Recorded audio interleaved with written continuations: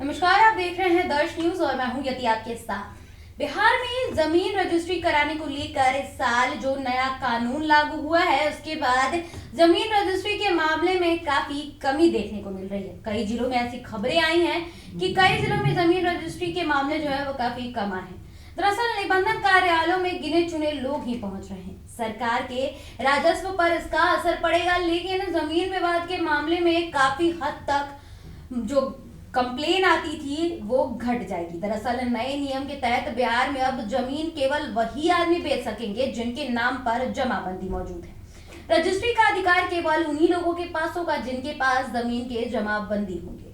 यदि आपके पास पुश्तैनी जमीन है और आप उसे बेचना चाहते हैं तो उसके लिए आपके पास ये जरूरी होना चाहिए कि उसका बंटवारा हो और कानून के बाद उसके अनुसार जमाबंदी भी आपके पास खुद के नाम पर होना चाहिए। यानी कि पुश्तैनी जमीन बेचने के लिए बंटवारे का कागजात पहले तैयार आपको करना होगा। इसका असर भी शुरू हो गया है। नए नियम के लागू होते ही भू माफिया अपना धंधा नहीं कर पा रहे हैं। वहीं सरकार का साफ यही मंशा था ये नए नियम लाने के लिए कि जो भू माफिया होते हैं, जो जमीन के बदले ज्यादा पैसे ले लेते हैं कई लोगों से खरीद बिक्री के मामले में, उस पर नकेल कसी जाए। और ये धरातल पर कई मायनों में अब सच भी होता दिखाई दे रहा है।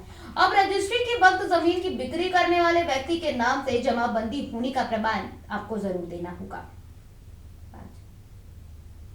वहीं विक्रेता के नाम पर जमाबंदी नहीं होने की स्थिति में आप जमीन की रजिस्ट्री नहीं कर पाएंगे।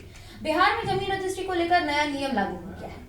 इसको आसान शब्दों में अगर हम आपको समझाएं तो यही है कि अंचल कार्यालय में जिस व्यक्ति का रजिस्टर 2 में नाम दर्ज रहेगा वही जमीन की बिक्री कर सकेगा।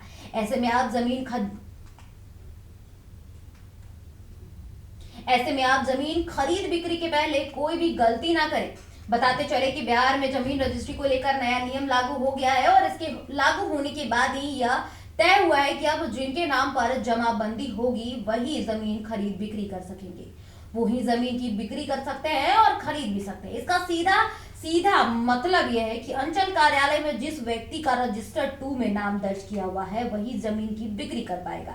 इसका उद्देश्य जमीन रजिस्ट्री में चल रहे फर्जीवाड़े को रोकने के लिए बनाया गया है और साफ तौर पर इसका असर बीते कई दिनों से देखने को मिल रहा है, क्योंकि जो भू माफिया है वो लगातार ऐसे कई फर्जीवाड़े करते रहे हैं। तो सरकार की साफ यही मंशा थी कि इन सभी मामलों पर नकेल कसी जाए।